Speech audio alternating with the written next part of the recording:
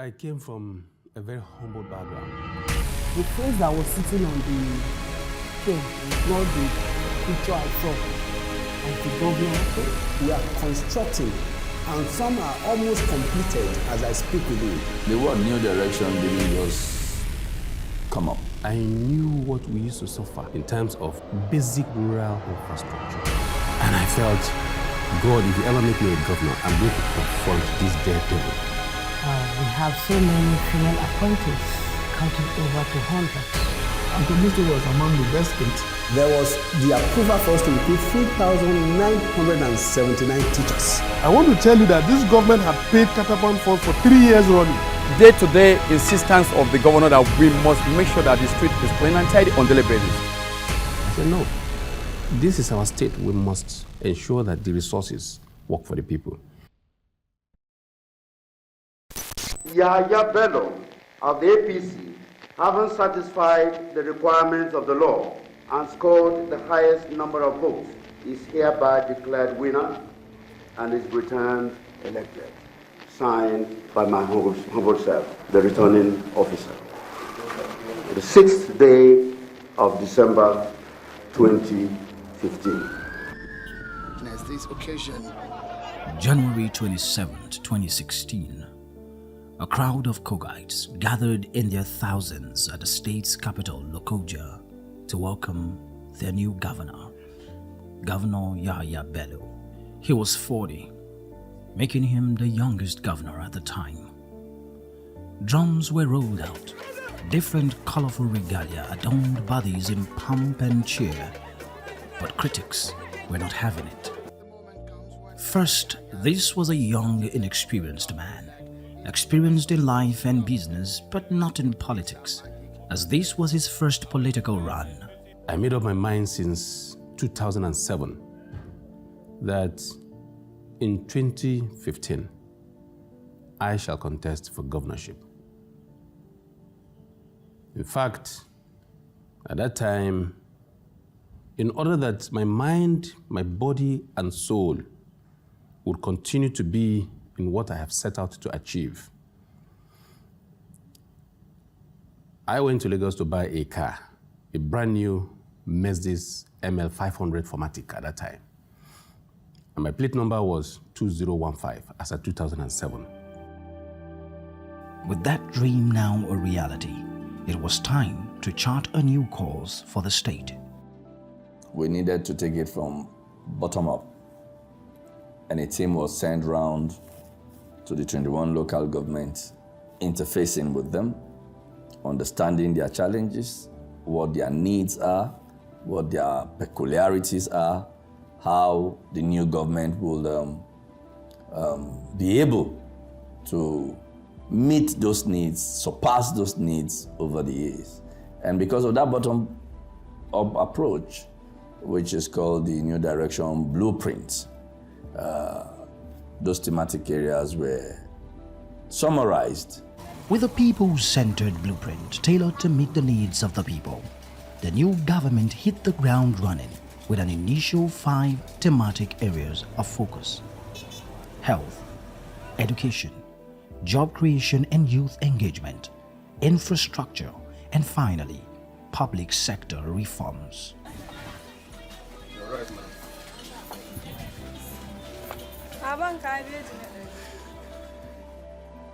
The blueprint field research document showed a serious deficit in rural infrastructure, so that much of government projects in successive administrations were not impactful in rural areas, as amenities like roads, water supply, and healthcare were out of reach. Myself, I came from a very humble background. And growing up as a child then, I knew what we used to suffer those days in terms of basic rural infrastructure. I was not born and brought up in an urban area. Agasa is a rural area. We used to go to farm those days. We go and pluck cashew, we sell, we do all of those things in order to meet ends meet. So, having come from such a humble background, I knew what our people are facing. And God will not elevate me to this position today, and all of a sudden, I will forget about them. No. And where the population lies is in the rural area. That is where the majority of our people live. So, I dedicated basically my first term in touching the lives of the rural communities. The governor immediately awarded contracts for the construction of road projects and water projects across the rural communities in the state in 2016, including the rehabilitation of Ibana, Okbo, Ikeje, Ogugu, Eche Road, rehabilitation of Ankpa Township Road, and the rehabilitation of Umomi, Ugwalawo, Ajaka, Ida Road, as well as the rehabilitation of Ida Waterworks in the Eastern Senatorial District of the state. The construction of 10.7 km Agasao Pogoro Road, construction of 21 km Beira Okengwe or Bangede Road in the Central Senatorial District, rehabilitation of Kaba Township Road, rehabilitation of Kaba Waterworks, rehabilitation and asphalt overlay of Iyamoye, Ifeo Lukotum, Ponya, Jege, Ejuku, Ijoya, Isanlu roads in the Western Senatorial District. Let me give you an example. There's a particular senatorial district in this state, the largest, with large landmarks. Previous administrations, before I came into office, never cared to give them electricity or rural or access road. They never care about the farmers, the rural dwellers. So, over 90% of that particular senatorial district were in darkness ever since the state was created. So that touched me. And those days growing up, I used to pass through that particular senatorial district almost every week. Sometimes if it is in the night, if it is dark, I'm like, how do these people survive? They were just barely using lantern. Some, they were using light. They would light on stick to see on maybe firewood to, chart their path. So growing up, I said, God, if you ever make me governor in this state, this particular area, I will electrify it. And that was what came about with what we call Project Light Up Kogi East. So fortunately, my then chief of staff, who is my current deputy governor, came from that area. So I called him, I said, come, this your area has been backward. What do we do? So we put heads together and came up with that particular project. Today, substantial part of that particular senatorial district have been lit up. They have electricity today, and there are testimonies everywhere. So also, if you're coming from Abuja, in Western Senatorial District, you will discover that immediately you cross Abaji, you enter Kogi territory. From there, you come over up to Gegu, from Gegu to Kotokarife, from Kotokarife to Banda, from Banda, you now hit Lokoja. Until you arrive Lokoja, all the stretch along the road and the hinterlands, they were in darkness. No electricity.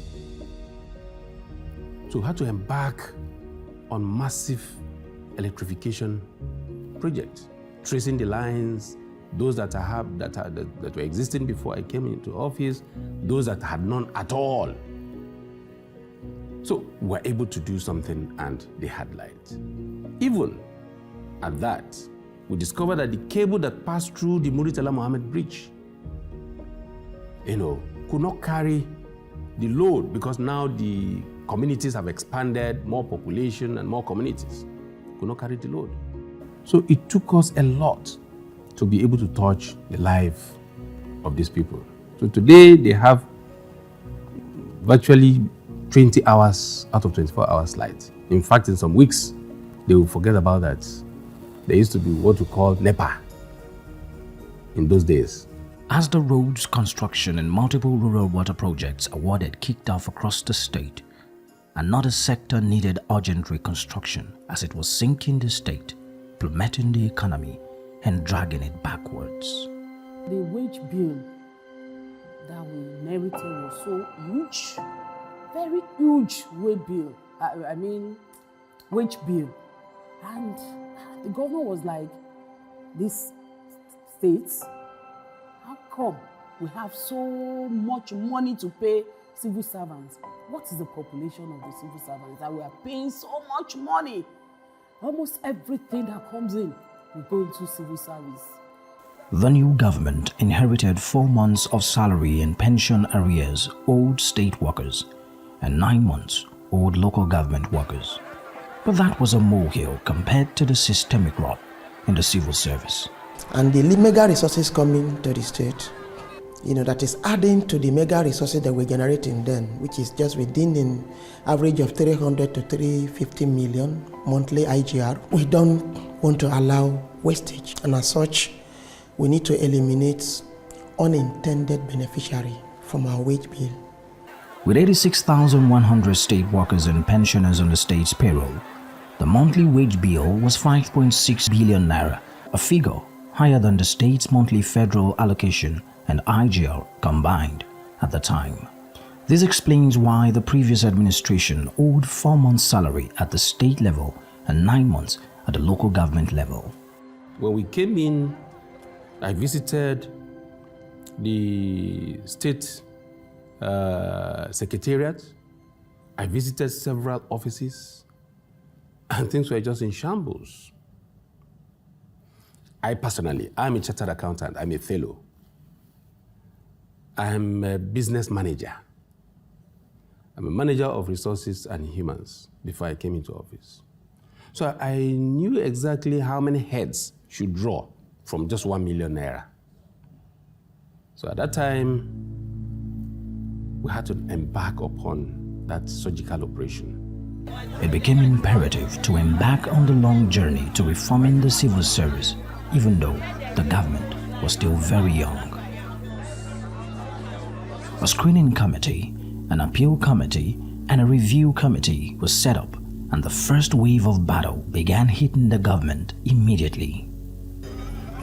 Media campaigns began to smear the government and deter it, as well as attempts to sabotage the process. But the governor was resolute. And now it's okay. Let me know give me data of the civil servants. And we realized that names were on payroll that are not civil servants. 12 years old on the payroll. There was a time they called somebody and the person picked and said, me I dey area and I dey market I dey na businessman me I be how come you dey talk about civil service for Kogi? You know that kind of a talk. And a lot like that. You see names of people that are long gone, still on the payroll, steadily being paid. Let's check your credentials. Some don't even have what can bring them into civil service, and you see them being director, this, that, and some could not even write their names, and they are there up there in the civil service. How come? A lot, and we were able to weed a lot of people. Some without certificates, some with fake certificates. Fake certificates, I repeat, claiming the school they did not attend, because we had to do verification to check with the schools they claimed they went to. And we had reply of, no, we don't have record of so person,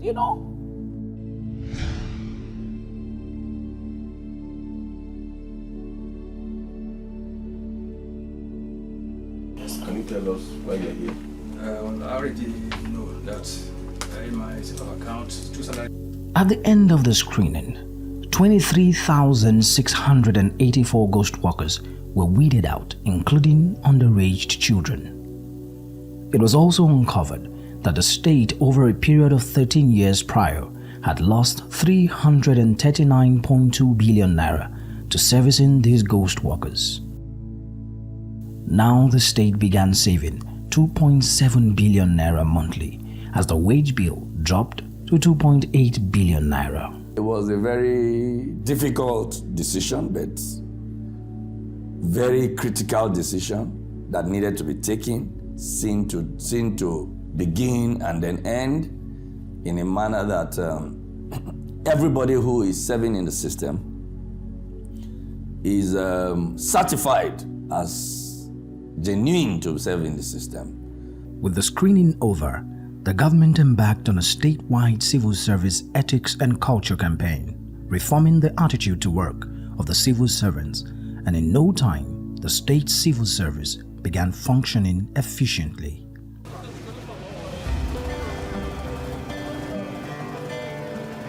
The projects awarded in rural communities across the state were picking up with contractors directed by the governor to deliver on schedule. But a major challenge faced the government still in this regard. The state was barely surviving on a paltry 300 million naira monthly IGR, so that even the 2.7 billion naira saved from the wage bill couldn't cushion the effects of this lack of funds. As regards the issue of IGR, in 2016, we met an IGR of 350 million per month, then in 2016. And if you look at the amount that eventually we even entered the cover of the state, it's not even up to that 350 because of some arrangement with the consultant that was in charge.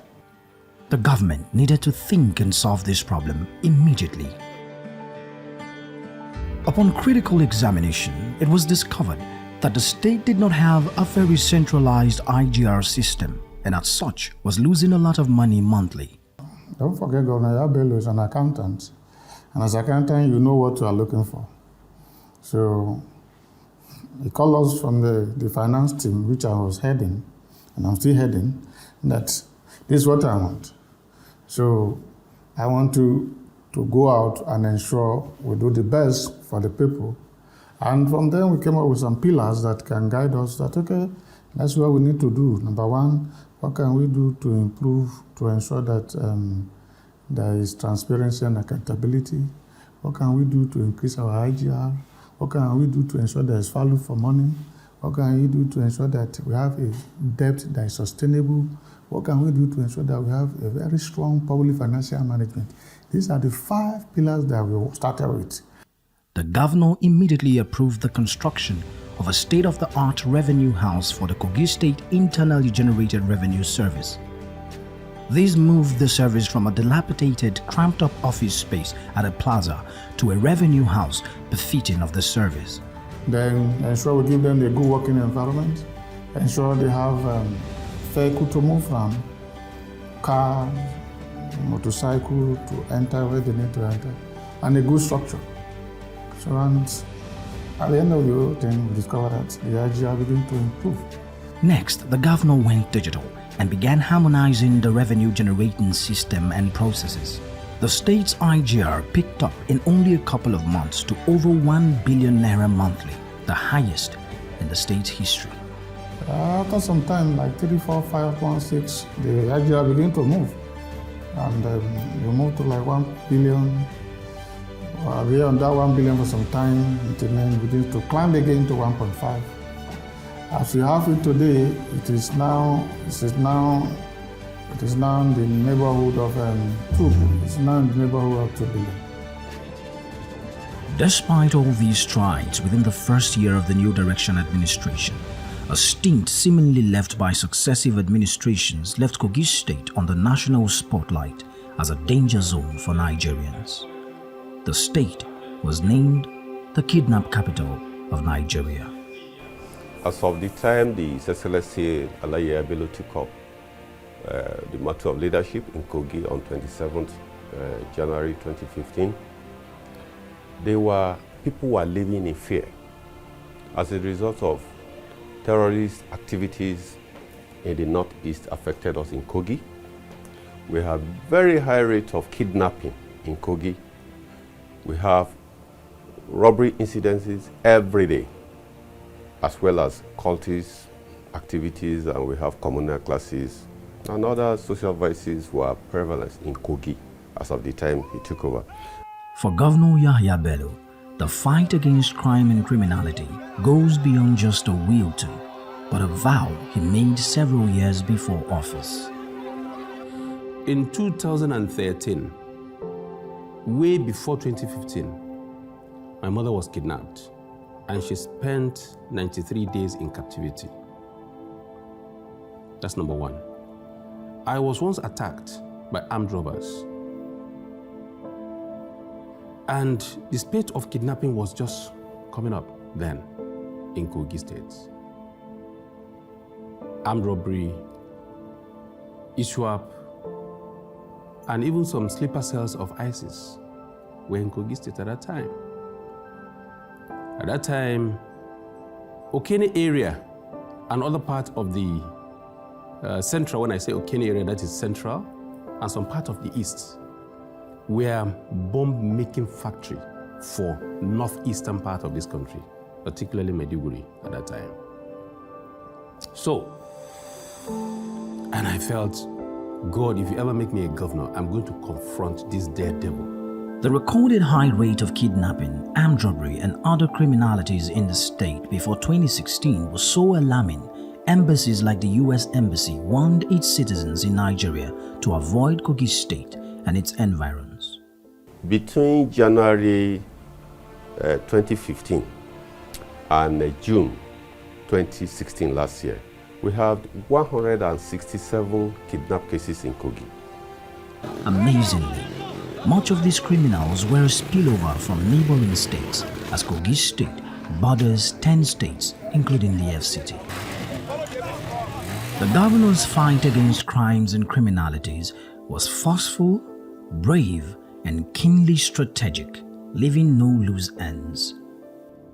As at the time I assumed office, all the security agencies were on their own. They were not collaborating, no intelligence sharing, no information sharing. They were just on their own. In fact, they were on random movement, so to speak. And if you're on random movement, it's a no movement. It's like marking time on the spot.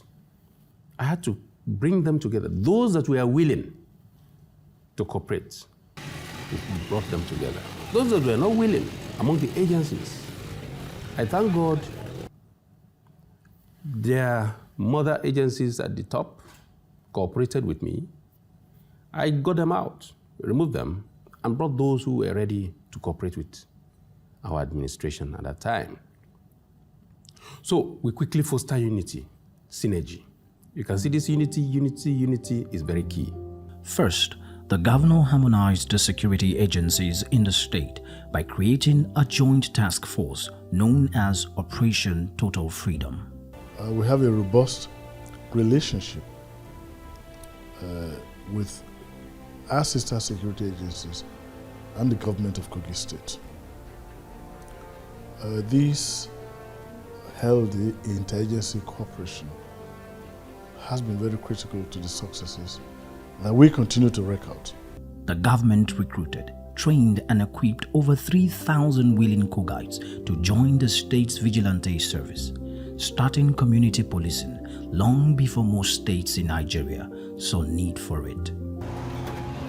The governor purchased vehicles in the hundreds, including trucks and off-road vehicles, as well as motorcycles for security agents. So His Excellency, first of all, built that rapport with the security agencies, and then he spent money to buy vans. At the last count, maybe about 150 Hilux, Ford, and other vehicles donated to the various security agencies. We're also talking about gadgets and indeed everything that they need to augment what they get from the federal, from their command structure. Thinking outside the box, the governor went a step ahead to clear off bushes along highways that served as nests for criminals to hang around in wait to waylay travelers. Well, one area I want to single out is the decision of the government of Kogi State to clear all the shrubs along the major corridors crisscrossing Kogi State. Then the governor established a law for the demolition of properties acquired from the proceeds of crimes. Today we are here in the Eastern Senatorial District, executing that particular law of the land. This particular massive building belonged to a hardened criminal. And by the special grace of God and by the powers conferred on me as the executive governor of the state, we are going to bring down this building. To effect this law, the governor himself led the demolition of some houses owned by notoriously known criminals across the state. In no time, the state became too hot for criminals and the numbers began to change. And at the end of the day, what we can say is that about 3 months after His Excellency got into office, kidnapping had fallen to average of 5, at least below 10 on a monthly basis, and it kept dropping until towards the end of 2017. There was even a 6 weeks period which we celebrated because it's something, okay, where for almost 6 weeks there was not one kidnap case in Kogi State. Right now we talk about 1, 2 in a given month, and the good thing about it is that usually the kidnappers themselves are also nabbed. So the man has thrown himself with gusto into the issue of security as far as he's concerned. If this is all that he's able to do in his time in office, it lays the foundation for any other development that will follow. The interest of the governor himself on issues relating to security is also very encouraging. And then the whistleblowing policy, that if you give information leading to arrest of criminals, especially those in possession of illegal weapons, and the government makes, I think they pay 500,000 to people who bring such information. That's a good incentive. I most appreciate the contribution of the vibrant young governor of Kogi State, who detests crime and have always been rendering helping hands to nip crime not only in his state but across the country at large. I doff my hat for Governor Yahaya Bello, the support the special forces have been receiving from him. If all governors could emulate in terms of providing strategic information, I think the peace we have been yearning for will soon be close to us. With the state now gaining economic stability, security, and rural infrastructural development, the governor decided to go all out in providing quality healthcare for rural dwellers.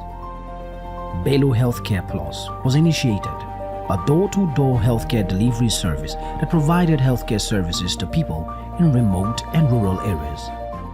It has been with me for the past 7 years. And ever since this thing started, even my husband left me. So I was all alone with my son. So I've been battling with this illness. Every two weeks, I lose blood. Every two weeks, I see my period. And I always go for blood. So I've been spending a lot of money. And I went to Federal Medical Center. They said I should bring 120,000. And I couldn't get the money. All the people I went to for help, they said you don't have. So I've just been going up and down with the illness like that, not until just a few days ago that somebody just, last week, somebody just walked up to me and told me that there's a program they are running in specialists through the government that I should come. And I went, and immediately I got there, they just answered me. And they said I should come down to Okene here, that I should come for the operation. And when I came in, I came in on Friday and they did it on Tuesday. I didn't pay a cover.